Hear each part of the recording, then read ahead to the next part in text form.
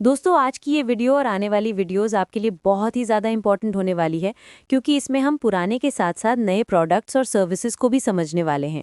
हम जानेंगे कि किन सर्विसेज के नाम चेंज हुए हैं, कौन सी सर्विसेज मर्ज हुई हैं और उनके नए रेट्स क्या हैं। तो चलिए अब हम इंडिया पोस्ट के प्रोडक्ट्स और सर्विसेज का क्लासिफिकेशन देखते हैं। इंडिया पोस्ट की वेबसाइट के अनुसार हम इन्हें मुख्य रूप से 3 कैटेगरीज में बांट सकते हैं। सबसे पहले बात करते हैं मेल प्रोडक्ट्स की। इसमें हमारे पास कुल 10 आइटम्स आते हैं। Letter, letter card, post card, book post, speed post parcel, literature for blind, periodical post, registered newspaper, India post parcel जो कि रिटेल कस्टमर्स के लिए है, और आखिर में ज्ञान पोस्ट। अब आते हैं दूसरे कैटेगरी पर जो है प्रीमियम प्रोडक्ट्स। इसमें 4 मुख्य सर्विसेज हैं। स्पीड पोस्ट डॉक्यूमेंट्स के लिए, इंडिया पोस्ट पार्सल ये कॉन्ट्रैक्ट वाले कस्टमर्स के लिए है, लॉजिस्टिक्स पोस्ट और स्पीड पोस्ट पार्सल। और तीसरी कैटेगरी है इंटरनेशनल मेल प्रोडक्ट्स यानी विदेश के लिए। इसमें शामिल है इंटरनेशनल लेटर, ईएमएस या जिसे हम इंटरनेशनल स्पीड पोस्ट कहते हैं, इंटरनेशनल ट्रैक्ट पैकेट्स और इंटरनेशनल पार्सल पोस्ट। ये वो पुराना क्लासिफिकेशन है जो अभी तक हम पढ़ते आए हैं। डिपार्टमेंट द्वारा मेल प्रोडक्ट्स को इन श्रेणियों में बांटा गया था। सबसे पहले आते हैं प्रीमियम प्रोडक्ट्स यानी प्रीमियम उत्पाद। इसमें शामिल है स्पीड पोस्ट जो फास्ट और टाइम बाउंड डिलीवरी के लिए है, लॉजिस्टिक पोस्ट जो बिजनेस के लिए बल्क और भारी सामान भेजने के लिए है, बिजनेस पोस्ट जो फर्म्स के लिए कस्टमाइज सॉल्यूशंस देता है, डायरेक्ट पोस्ट जो बिना एड्रेस वाले प्रमोशनल मेल के लिए होता है, मीडिया पोस्ट जिसमें बुक्स और जर्नल्स के लिए स्पेशल रेट्स होते हैं, और ई पोस्ट जो फिजिकल नेटवर्क के जरिए डिजिटल मैसेज भेजने की सुविधा है। दूसरी कैटेगरी है ट्रेडिशनल प्रोडक्ट्स की यानी पारंपरिक उत्पाद। इसमें आते हैं साधारण पत्र, पोस्ट कार्ड्स, अंतर्देशीय पत्र कार्ड, रजिस्टर्ड पोस्ट जो ट्रैकिंग के साथ सिक्योर मेल होती है, इंश्योर्ड लेटर जिसमें नुकसान होने पर कॉम्पेंसेशन मिलता है, पार्सल पोस्ट, वीपीपी पोस्ट और आखिर में पैकेट्स जो छोटे पार्सल जैसे आइटम्स होते हैं। देखिए postal articles for inland use का ये भी पुराना क्लासिफिकेशन है जिसमें कुल 10 वर्ग यानी 10 क्लासेस होती हैं। इन्हें हम 2 मुख्य श्रेणियों में बांटते हैं। पहली है फर्स्ट क्लास आर्टिकल्स यानी प्रथम श्रेणी के लेख। इसमें 3 चीज़ें आती हैं, लेटर्स, इनलैंड लेटर कार्ड्स और पोस्ट कार्ड्स। दूसरी है सेकंड क्लास आर्टिकल्स यानी द्वितीय श्रेणी के लेख।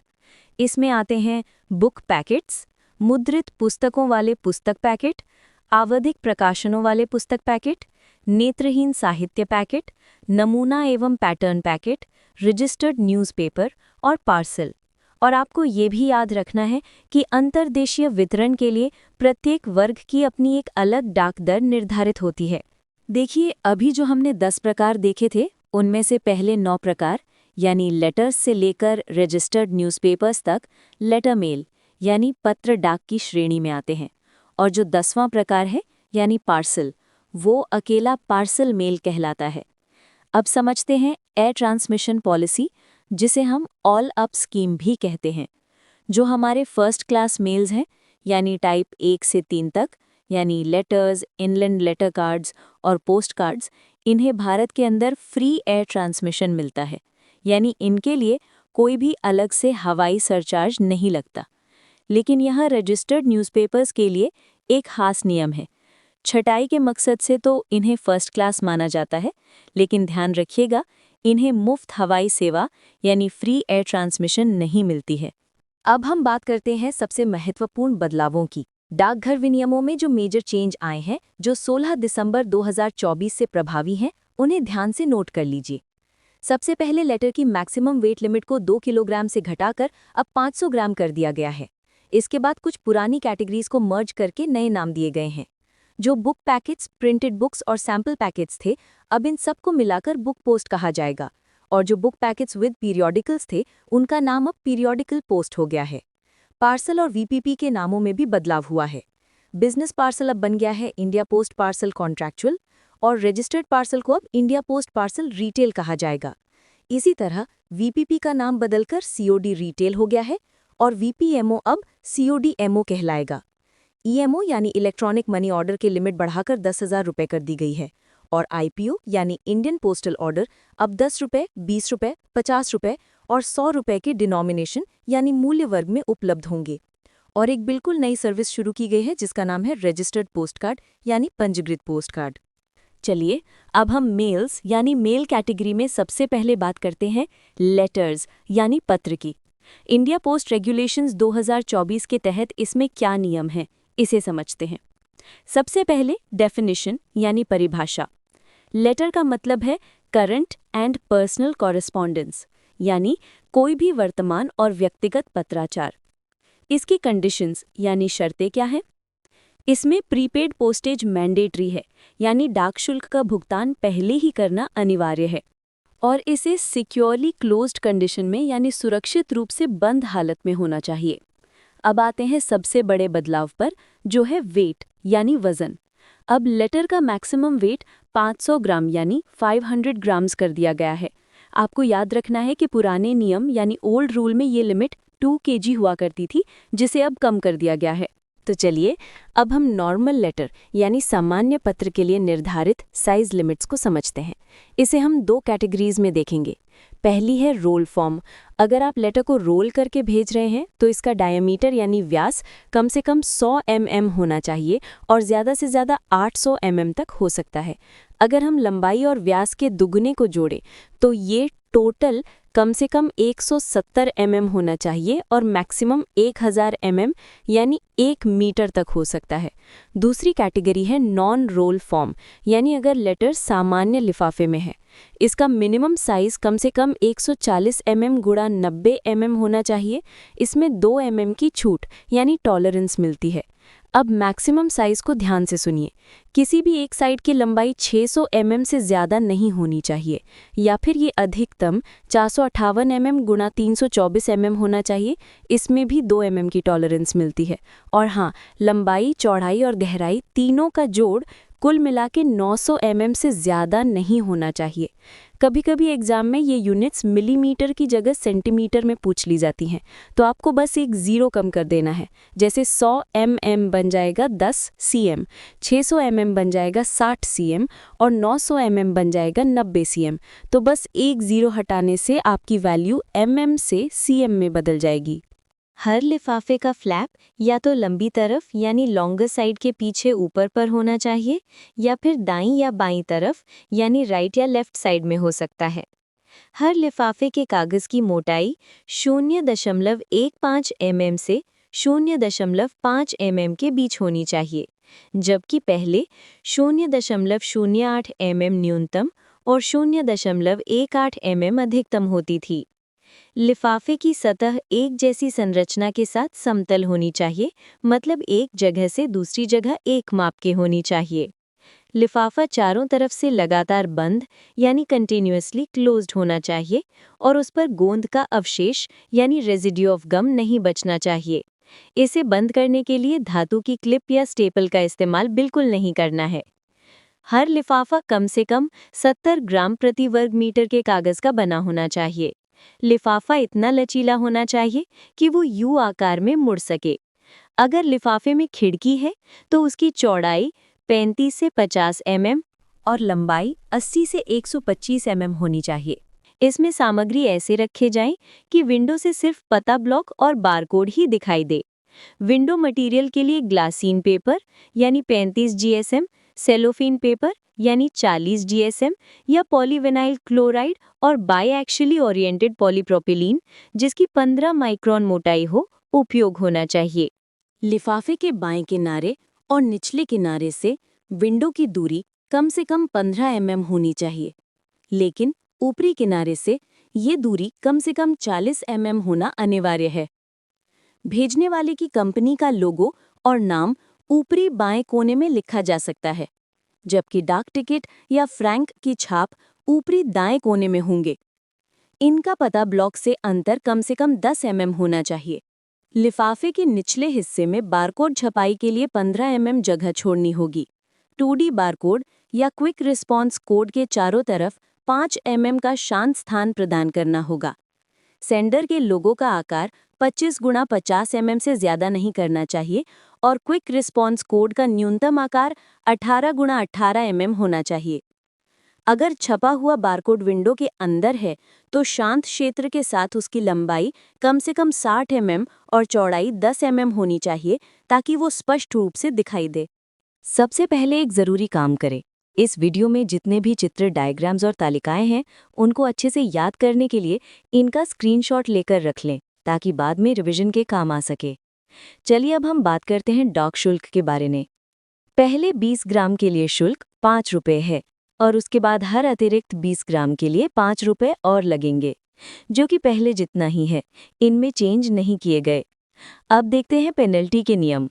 अगर कोई पत्र बिना भुगतान के भेजा जाता है तो डिलीवरी पर उससे 2 गुना डाक शुल्क लिया जाएगा।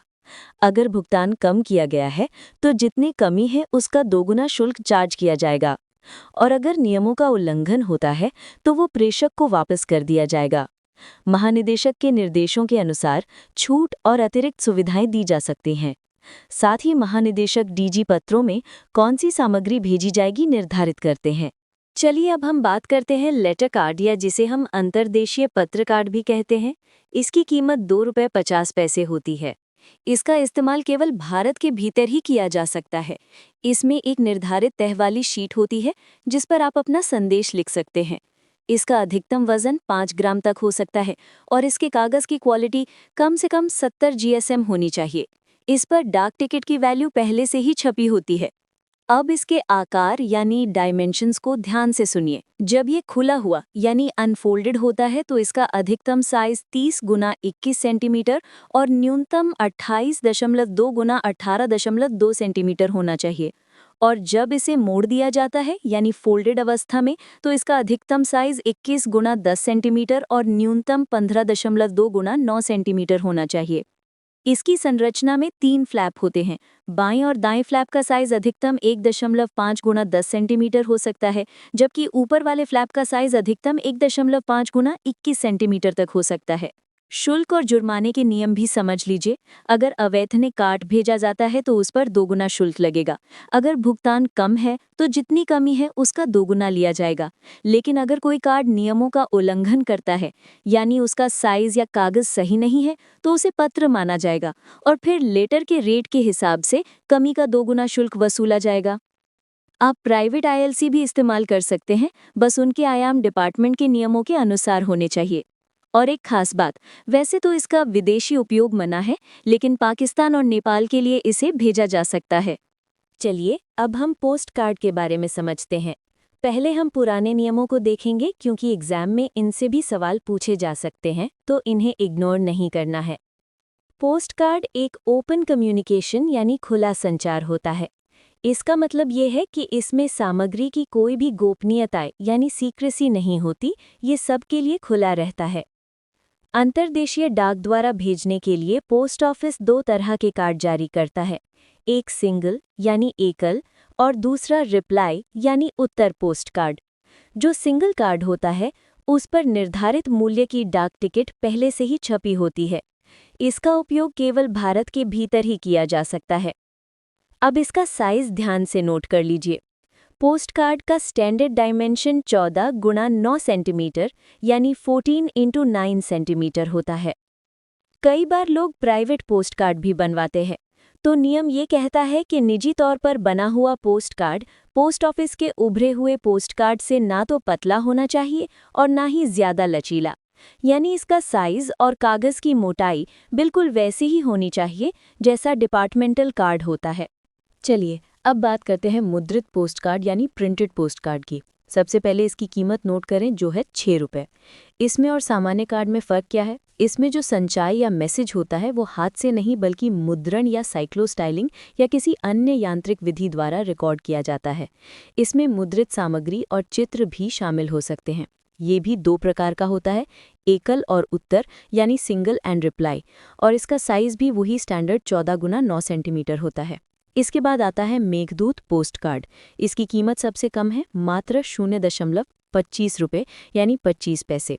अब सवाल आता है कि ये इतना सस्ता क्यों है? क्योंकि इसमें विज्ञापन यानी एडवर्टाइजमेंट की सुविधा होती है। इसमें पते के पास वाली जगह पर 4 रंगों में विज्ञापन छापा जा सकता है। ये भी निर्धारित आकार के कार्ड पर एक खुला संचार ही है। इसके भी प्रकार एकल और जवाबी होते हैं और इसका माप भी 14 गुना 9 सेंटीमीटर ही होता है। अब स्क्रीन पर जो ये फोटोज देख रहे हैं वो मेघदूत पोस्ट कार्ड की हैं। आप बात करते हैं प्रतियोगिता पोस्ट कार्ड यानी कंपटीशन पोस्ट कार्ड की। इसे आप बंद कर दिया गया है, डिसकंटिन्यूड। इसकी कीमत 10 रुपये हुआ करती थी। इसका प्रयोग टेलीविज़न, रेडियो, पत्र पत्रिकाओं या अन्य मीडिया द्वारा आयोजित प्रतियोगिताओं के उत्तर भेजने के लिए किया जाता था। साथ ही इसका एक शैक्षिक उपयोग भी था। छात्र इसका इस्तेमाल पोस्टकार्ड लिखने की प्रैक्टिस के लिए भी करते थे। इसका साइज भी वही स्टैंडर्ड पोस्टकार्ड वाला होता था। चलिए अब एक बार जल्दी से सभी पोस्ट कार्ड्स की डाक शुल्क दरें यानी पोस्टेज रेट्स रिवाइज कर लेते हैं। ये बहुत इंपॉर्टेंट हैं। जो सिंगल पोस्ट कार्ड है उसकी दर है 50 पैसे। उत्तर पोस्ट कार्ड की दर है 1 रुपया। मुद्रित पोस्ट कार्ड थोड़ा महंगा है, इसकी दर है 6 रुपये। मेघदूत पोस्ट कार्ड सबसे सस्ता है, मात्र 25 पैसे। और अंत में प्रतियोगिता पोस्ट कार्ड जो अब बंद हो चुका है, उसकी दर 10 रुपये थी। नोट: यहाँ एक बहुत ही ज़रूरी बात याद रखिएगा।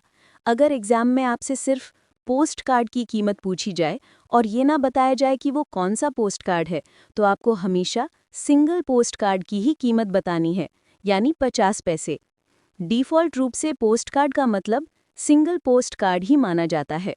चलिए अब हम पोस्ट कार्ड अपडेट्स 2024 को देखते हैं, जिसकी सबसे पहले श्रेणियों की बात करें तो इसकी 2 मुख्य श्रेणियां हैं, सिंगल और रिप्लाई पोस्ट कार्ड। जो सिंगल पोस्ट कार्ड है वो एक बार के संचार के लिए होता है और जो रिप्लाई पोस्ट कार्ड है उसमें उत्तर देने के लिए प्रीपेड भाग पहले से शामिल होता है। इसके अलावा अन्य प्रकार भी हैं, जैसे मेघदूत और प्रिंटेड पोस्ट कार्ड, जो विशेष या प्रशासनिक उपयोग में आते हैं। अब इनके शुल्क नोट कर लीजिए कि सिंगल पोस्ट कार्ड का शुल्क 50 पैसे है और रिप्लाई वाले का 1 रुपया है। और यहाँ महानिदेशक के पास ये अधिकार है कि वो इनका डिज़ाइन और सामग्री निर्धारित कर सकते हैं। अब इसकी शर्तों पर आते हैं तो डाक शुल्क पूरा चुकाया हुआ होना चाहिए, इसका भार 5 ग्राम से ज़्यादा नहीं होना चाहिए और आकार फिक्स है 140 mm गुना 90 mm। साथ ही इस पर हिंदी या अंग्रेजी में पोस्ट कार्ड लिखा होना चाहिए। ये एक आयताकार खुला कार्ड होना चाहिए जिस पर निर्धारित मूल्य की टिकट मुद्रित होनी अनिवार्य है और इसकी क्वालिटी ऐसी हो कि ये डाकघर के कार्ड से ना तो पतला हो और ना ही ज़्यादा लचीला हो। इसे मोड़ा नहीं जाना चाहिए, ना ही किसी कवर में रखा जाए और ना ही काटा या बदला जाए। बस एक छूट है कि टिकट पर इनिशियल्स की छिद्रण मान्य है। इसके लिखने की व्यवस्था को देखें तो दायां भाग केवल प्राप्तकर्ता के पते और टिकट के लिए रिजर्व्ड है, जबकि बायां हिस्सा और पीछे का पूरा भाग संदेश या विज्ञापन के लिए इस्तेमाल किया जा सकता है। वहीं भेजने वाले का पता पीछे या ऊपरी बाएं कोने में लिखा जा सकता है या इसे किसी अन्य स्थान पर भी रखा जा सकता है। यहाँ तक कि टिकट लगाने के लिए कोने को चिन्हित भी किया जा सकता है। इस पर आप बहुत पतला चित्र चिपका सकते हैं, प्राप्तकर्ता का नाम पते वाला गोंद का लेबल लगा सकते हैं और प्रेषक के लिए लेबल का साइज 50 गुना 20 mm से ज़्यादा नहीं होना चाहिए। बस याद रखें कि टिकट केवल पता पक्ष पर ही लगेंगी और नियमों से बाहर कोई भी अतिरिक्त संलग्न नहीं होना चाहिए। स्पष्टीकरण के तौर पर समझें तो पोस्ट कार्ड का मतलब ही है एक खुला संचार कार्ड, लेकिन अगर इन नियमों का उल्लंघन हुआ तो इसे पत्र माना जाएगा और दंड के रूप में कमी का 2 गुना शुल्क लिया जाएगा, जो कि कम से कम 1 रुपया जरूर होगा। वैसे तो बुक पैकेट्स को अब बुक पोस्ट में मर्ज कर दिया गया है, लेकिन फिर भी इसे एक बार देख लेते हैं क्योंकि कई बार एग्जामिनर पुरानी चीज़ें भी पूछ लेते हैं। सबसे पहले इसका अधिकतम वजन नोट कीजिए, जो कि 5 किलोग्राम हो सकता है। अगर इसे कार्ड रूप में भेजा जा रहा है, चाहे वो मुड़ा हो या नहीं, तो ये अंतर्देशीय पोस्ट कार्ड से पतला या अधिक लचीला नहीं होना चाहिए। इसमें कोई भी व्यक्तिगत संचार या पर्सनल कम्युनिकेशन नहीं होना चाहिए और ना ही इसके अंदर कागजी मुद्रा, डाक टिकट, चेक या करेंसी नोट होने चाहिए। एक और नियम याद रखें कि यदि किसी कार्ड पर पोस्ट कार्ड लिखा है तो उसे बुक पैकेट की श्रेणी में नहीं लिया जाएगा। अब बात करते हैं अनुमत सामग्री की, तो बिना व्यक्तिगत संदेश के आप इसमें ग्रीटिंग्स, निमंत्रण, जन्म कुंडली, सर्कुलर, चित्र, मानचित्र, ड्राइंग, अखबार, प्रकाशन, संगीत की किताबें, खाली या मुद्रित कागज़, पार्चमेंट और कार्डबोर्ड भेज सकते हैं। यहाँ तक कि हाथ से लिखे हुए व्यावसायिक, कानूनी या वाणिज्यिक दस्तावेज भी इसमें भेजने की अनुमति है। इसके प्रतिबंध और जुर्माने के नियम देख लेते हैं। सबसे पहले तो ये ध्यान रखें कि न्यायालय द्वारा जारी समन, नोटिस आदि बुक पैकेट के रूप में नहीं भेजे जा सकते। अब अगर शुल्क की बात करें तो अवैतनिक बुक पैकेट पर वितरण के समय दोहरी दर लगती है और अगर अपर्याप्त भुगतान है तो कमी की दोहरी राशि वसूली जाएगी। इसके अलावा अगर सामग्री या पैकिंग में नियमों का उल्लंघन पाया जाता है तो पत्र या पार्सल दर से शुल्क लिया जाएगा। ध्यान रहे, इनमें से जो भी कम हो वही लागू होगा। और आखिर में अगर बुक पैकेट आकार या वजन में निर्धारित सीमा से अधिक है तो उसे वापस कर दिया जाएगा और कोई भी डाक शुल्क नहीं लौटाया जाएगा। Book packet containing printed books, इसे भी अब बुक पोस्ट में ही मर्ज कर दिया गया है। फिर भी हम मुद्रित पुस्तकों वाले बुक पैकेट को समझते हैं जिसमें बिना विज्ञापन वाली मुद्रित पुस्तकें जैसे कि पाठ्य पुस्तकें आती हैं। ध्यान रहे कि इसमें नियमित अंतराल पर प्रकाशित होने वाला कोई भी प्रकाशन नहीं होना चाहिए। इस पैकेट को भेजते समय इसके ऊपर मुद्रित किताबें लिखा होना चाहिए और किताब पर प्रिंटर या प्रकाशक का नाम मुद्रित होना अनिवार्य है। बाकी इसकी अन्य शर्तें और विशेष विवरण बिल्कुल सामान्य बुक पैकेट के समान ही हैं। दोस्तों, अगर आप यहाँ तक वीडियो देख रहे हैं और आपको हमारी मेहनत पसंद आ रही है तो प्लीज़ एक प्यारा सा कमेंट करके हमारा हौसला बढ़ाएं। वीडियो को लाइक और शेयर करें और अगर आप चैनल पर नए हैं तो सब्सक्राइब ज़रूर कर लें ताकि आपकी तैयारी ऐसे ही बेहतरीन तरीके से चलती रहे। पैटर्न और सैंपल पैकेट, इसे भी अब बुक पोस्ट में मर्ज कर दिया गया है, लेकिन हम पैटर्न और नमूना पैकेट के बारे में जान लेते हैं जिसमें व्यापारिक माल के प्रमाणिक पैटर्न या नमूने हो सकते हैं। इसके विशेष विवरण और अनुमेय आयाम बिल्कुल बुक पैकेट के समान ही है, लेकिन यहाँ अधिकतम वजन की सीमा 2 किलोग्राम है।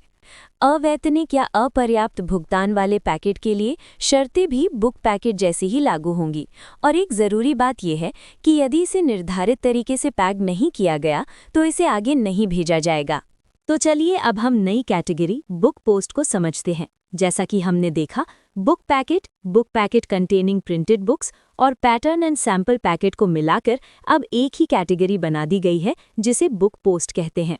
इसमें आप books, cards, magazine, journals, publications, papers, bills, reports और यहाँ तक कि कमर्शियल, लीगल या पर्सनल डॉक्यूमेंट्स भी भेज सकते हैं। इसकी मैक्सिमम वेट लिमिट 5 किलोग्राम है और अगर इसे कार्ड फॉर्म में भेजा जा रहा है तो ये पोस्ट कार्ड से ना तो थिनर होना चाहिए और ना ही ज़्यादा फ्लेक्सिबल। लिफाफे के साइज की बात करें तो मिनिमम साइज 140 गुणा 90 mm और मैक्सिमम 353 गुणा 250 mm हो सकता है, जिसमें 2 mm की टॉलरेंस मान्य है। भेजते समय एड्रेस साइड पर बुक पोस्ट लिखना अनिवार्य है। इसकी पोस्टिंग मेथड पर विशेष ध्यान दें कि इसे या तो विदाउट कवर भेजा जाए या फिर अनफास्टेंड एनवेलप में या ऐसे रिमूवेबल कवर में हो जिसे इजीली एग्जामिन किया जा सके, यानी इसे खोलने के लिए सील तोड़ने या कागज फाड़ने की जरूरत न पड़े। और अगर पैकेट विदाउट कवर है तो उसे बांधना मना है। अब हम निषिद्ध सामग्री यानी प्रोहिबिटेड कंटेंट्स को देखते हैं जिसमें कागजी मुद्रा भेजना सख्त मना है। और ध्यान दें कि इसमें सिर्फ करेंसी नहीं बल्कि टिकट, हुंडी, चेक, बिल और विनिमय आदेश भी शामिल हैं। लेकिन कुछ अनुमत संलग्न भी हैं, जैसे आप इसके अंदर एक मुद्रांकित और पता लिखा लिफाफा, पोस्ट कार्ड या कवर रख सकते हैं जिस पर प्रेषक या किसी अन्य व्यक्ति का नाम और पता हो सकता है। बस यहाँ दस्तावेज प्रतिबंध का ख्याल रखना होगा कि अंदर रखे दस्तावेज किसी अन्य प्राप्तकर्ता को संबोधित न हो और न ही किसी अन्य प्रेषक की तरफ से हों। अब भार के हिसाब से वर्गीकरण समझिए। अगर भार 500 ग्राम या उससे कम है तो ये पत्र डाक माना जाएगा और अगर 500 ग्राम से ज़्यादा है तो इसे पार्सल डाक की श्रेणी में रखा जाएगा। अगर इन नियमों का उल्लंघन होता है तो इसे पत्र या पार्सल माना जाएगा। इन दोनों में से जिसकी दर कम होगी वो लागू की जाएगी। दंड के रूप में कमी का दुगना डाक शुल्क वसूला जाएगा, लेकिन जो डाक शुल्क पहले से चुकाया गया है उसे इसमें गिन लिया जाएगा। आखिर में डाक शुल्क और हवाई अधिभार को ध्यान से नोट करें। बुक पोस्ट के पहले 50 ग्राम के लिए 4 रुपये लगते हैं और उसके बाद प्रत्येक अतिरिक्त 50 ग्राम के लिए 3 रुपये लगेंगे। अब सवाल है कि हवाई अधिभार कब लगेगा? चूंकि बुक पोस्ट द्वितीय श्रेणी की डाक है, इसलिए ये सामान्यतः ज़मीन या पानी के रास्ते जाती है। अगर आप इसे हवाई मार्ग से भेजना चाहते हैं तभी ये सरचार्ज लगेगा। हवाई अधिभार की दर पहले 50 ग्राम के लिए 2 रुपये और प्रत्येक अतिरिक्त 50 ग्राम के लिए 1 रुपये है। मान लीजिए आप 60 ग्राम का एक बुक पोस्ट भेज रहे हैं। सबसे पहले हम बुक पोस्ट का शुल्क निकालेंगे। यहाँ 60 ग्राम को हम 2 हिस्सों में बांटेंगे, पहले 50 ग्राम और बचे हुए 10 ग्राम। नियम के मुताबिक पहले 50 ग्राम के लिए 4 रुपये लगेंगे। अब जो अगले 10 ग्राम बचे हैं वे प्रत्येक अतिरिक्त 50 ग्राम वाले स्लैब में आएंगे। और भले ही ये सिर्फ 10 ग्राम है, लेकिन नियम के अनुसार इसके लिए भी पूरे 3 रुपये जुड़ेंगे। तो आपने कुल भुगतान किया 4 धन 3 बराबर 7 रुपये। अब मान लीजिए जांच में ये पैकेट नियमों का उल्लंघन करता पाया गया तो इस पर पत्र की दर लागू होगी। पत्र का रेट होता है हर 20 ग्राम पर 5 रुपये। 60 ग्राम के लिए ये 3 बार जुड़ेगा, यानी 5 धन 5 धन 5 बराबर 15 रुपये। अब कमी निकालते हैं। 15 ऋण 7 बराबर 8 रुपये की कमी। नियम के अनुसार दंड दोगुना होगा, यानी 8 गुणा 2 बराबर 16 रुपये। तो वितरण के समय प्राप्तकर्ता से कुल 16 रुपये वसूले जाएंगे। चलिए अब एक ऐसा एग्जाम्पल देखते हैं जिसमें एयर सरचार्ज भी शामिल है और कोई पेनल्टी नहीं है। मान लीजिए आप 145 ग्राम यानी 145 ग्राम्स का बुक पोस्ट हवाई मार्ग यानी बाय एयर भेज रहे हैं। सबसे पहले हम वज़न को 50-50 ग्राम के टुकड़ों में बांटेंगे। तो 145 ग्राम में पहले 50 ग्राम, फिर अगले 50 ग्राम और अंत में बचे हुए 45 ग्राम शामिल होंगे। यहाँ याद रखें कि बचे हुए 45 ग्राम को भी हम पूरे 50 ग्राम के अतिरिक्त स्लैब के रूप में ही गिनेंगे। अब सामान्य डाक शुल्क की गणना करते हैं। तो पहले 50 ग्राम के लिए 4 रुपये, दूसरे 50 ग्राम के लिए 3 रुपये और आखिरी बचे हुए 45 ग्राम के लिए भी 3 रुपये लगेंगे। तो कुल डाक शुल्क हुआ 4 धन 3 बराबर 10 रुपये। इसके बाद हवाई अधिभार जोड़ते हैं तो नियम के अनुसार पहले 50 ग्राम के लिए 2 रुपये, दूसरे 50 ग्राम के लिए 1 रुपया और आखिरी 45 ग्राम के लिए भी 1 रुपया लगेगा। तो कुल सरचार्ज हुआ 2 धन 1 बराबर 4 रुपये। तो अंत में कुल भुगतान होगा डाक शुल्क और हवाई अधिभार का जोड़, यानी 10 धन 4 बराबर 14 रुपये। अब हम बुक पोस्ट के लिए निर्धारित आकार सीमाओं यानी साइज लिमिट्स को समझते हैं। सबसे पहले अगर बुक पोस्ट रोल फॉर्म में है यानी उसे गोल करके भेजा जा रहा है तो उसकी लंबाई कम से कम 100 mm और ज़्यादा से ज़्यादा 800 mm हो सकती है। और अगर हम लंबाई और व्यास के 2 गुने यानी लेंथ प्लस 2 इंटू डायामीटर को जोड़ें तो ये टोटल कम से कम 170 mm होना चाहिए और अधिकतम 1000 mm तक हो सकता है। दूसरा प्रकार है रोल के अलावा, यानी अगर पैकेट चपटा यानी लिफाफे के जैसा या बॉक्स जैसा है तो इसका न्यूनतम आकार 140 mm गुणा 90 mm होना चाहिए, जिसमें 2 mm की छूट मान्य है। वहीं अधिकतम आकार की बात करें तो बुक पोस्ट के लिए ये 600 mm गुणा 300 mm गुणा 300 mm निर्धारित है। इसका भी नाम बदल गया है, जिसे हम इसके बाद ही देखेंगे। लेकिन पहले हम पत्रिकाओं वाले बुक पैकेट यानी बुक पैकेट कंटेनिंग पीरियोडिकल्स के बारे में जान लेते हैं। इस श्रेणी के अंतर्गत किसी भी आवधिक प्रकाशन यानी पीरियोडिकल पब्लिकेशन वाला बुक पैकेट आता है। इसकी शर्त यह है कि पत्रिका का मूल्य यानी प्राइस उसके कवर पर मुद्रित होना चाहिए, क्योंकि इसका डाक शुल्क यानी टैरिफ पत्रिका के वजन और मूल्य पर आधारित होता है। इसके विशेष विवरण यानी स्पेसिफिकेशंस सामान्य बुक पैकेट के समान ही होते हैं। एक महत्वपूर्ण नियम ये है कि प्रकाशन को प्रेस तथा पुस्तक पंजीकरण अधिनियम 1867 यानी press and registration of books act 1867 के तहत भारत में समाचार पत्रों के रजिस्ट्रार के साथ पंजीकृत होना चाहिए।